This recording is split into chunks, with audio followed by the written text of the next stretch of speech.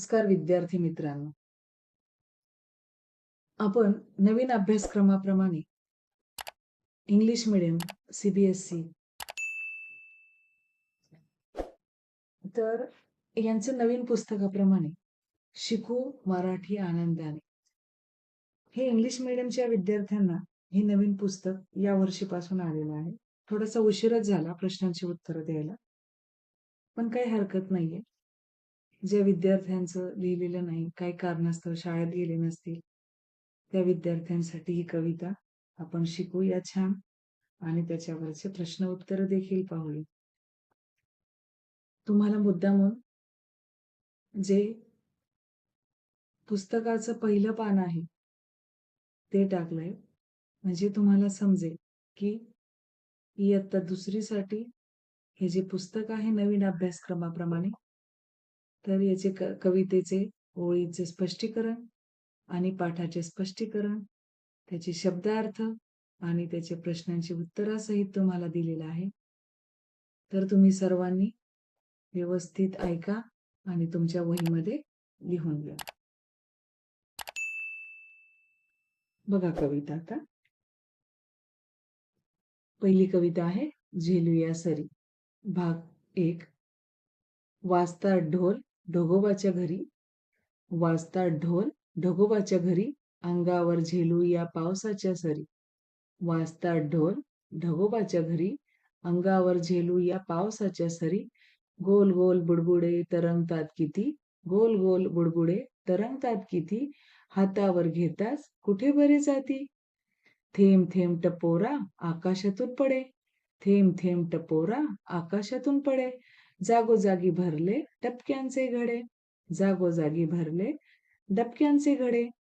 झुळझुळ नदीचे वाहते पाणी, झुळझुळ नदीचे वाहते पाणी, पावसात भिजू आणि गाऊ त्यांची गाणी, पावसात भिजू आणि गाऊ त्यांची गाणी. तर ही जी लहान विद्यार्थ्यांची कविता आहे, या कवितेचे कवी आहेत अनिल पठारे. तर आपण याचे शब्दार्थ आहेत. तर काही मुलांना इंग्लिश मधून याचे शब्दार्थ समजतात.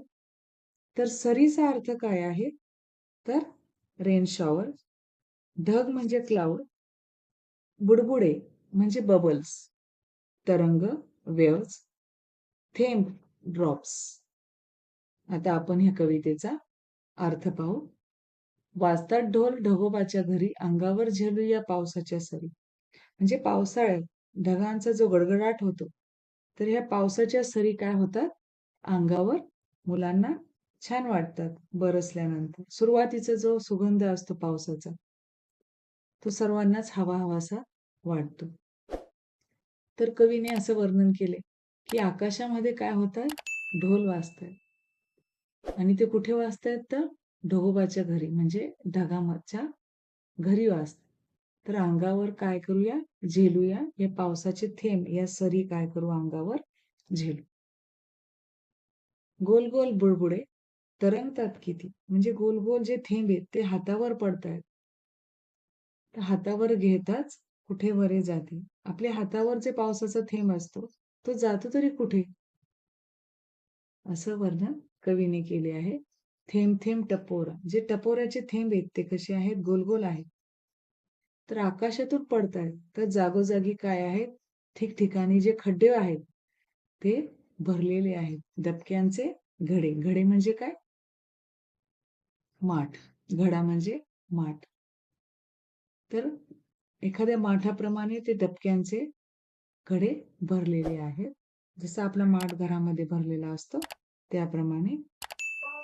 झुळझुळ नदीचे वाहते पाणी, जी नदी आहे तिचं जे वाहतं पाणी त्याचा आवाज कसा आहे, झुळझुळ आहे.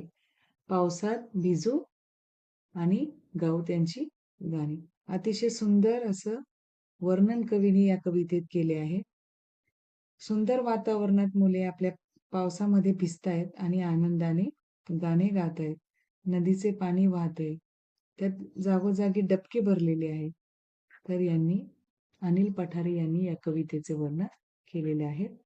आपण आता सारांश तर पाहिला, कवितेचा अर्थ पाहिला, शब्दार्थ पाहिले. आता आपण पाहणार आहोत छोट्यांसाठी प्रश्न उत्तर. पहिला प्रश्न आहे, पावसाचे थेंब कशासारखे दिसतात. तर पावसाचे थेंब बुडबुड्यांसारखे दिसतात. पावसामुळे कोणती ठिकाणी भरतात? पावसामुळे जागोजागी डबकी भरतात. पावसात मुले काय करतात? तर पावसात मुले भिजतात आणि गाणी गातात. या कवितेचे कवी कोण आहेत? तर या कवितेचे कवी आहेत अनिल पठारे. या कवितेचा मुख्य संदेश काय आहे? तर या कवितेचा मुख्य संदेश असा आहे की पावसाळा या ऋतूमध्ये मुलांना आनंद, खेळ व प्रत्येक ऋतूचा उपभोग घेता यावा आणि निसर्ग सौंदर्य अनुभवता यावे असा कवीने संदेश दिलेला आहे.